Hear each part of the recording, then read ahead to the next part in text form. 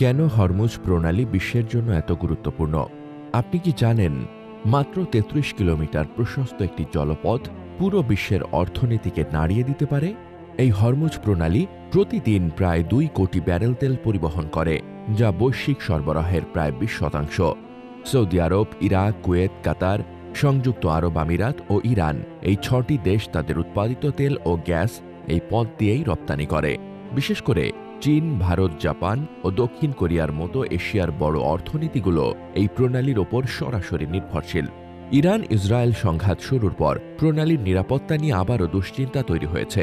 Iran বলেছে, তাদের স্বার্থে আঘাত এলে তারা হরমুজ প্রণালী বন্ধ করে দিতে পারে।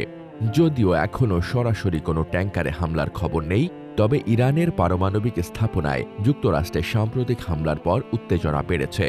বিশ্লেষকরা বলছেন, এই প্রণালী বন্ধ হলে তেলের দাম হঠাৎ বেড়ে যাবে, পরিবহন ব্যয় বাড়বে এবং বিশ্বজুড়ে মুদ্রাস্ফীতি ও অর্থনৈতিক অস্থিরতা দেখা দেবে।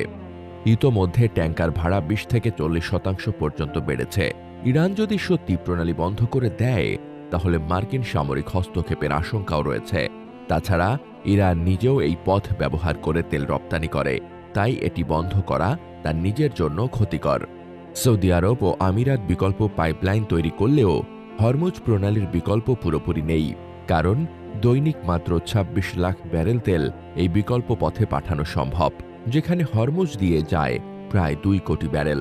সব মিলিয়ে হরমুজ প্রণালী শুধু একটি সমুদ্রপথ নয়, এটি বিশ্ব শক্তি নিরাপত্তার কেন্দ্রবিন্দু, যেখানে যে কোনো উত্তেজনা মানে সারা বিশ্বের অর্থনীতির ওপর বড়সড় প্রভাব। আমাদের ভিডিওগুলো যদি ভালো লেগে থাকে, তাহলে অবশ্যই আমাদের ইউটিউব চ্যানেলটি সাবস্ক্রাইব করুন, লাইক, কমেন্ট, শেয়ার করে ছড়িয়ে দেওয়ার অনুরোধ রইল। আর ফেসবুক অথবা টিকটকে দেখে থাকলে ফলো দিয়ে সাথেই থাকুন। আপনাদের ভালোবাসা ও সমর্থনই আমাদের অনুপ্রেরণা। ধন্যবাদ।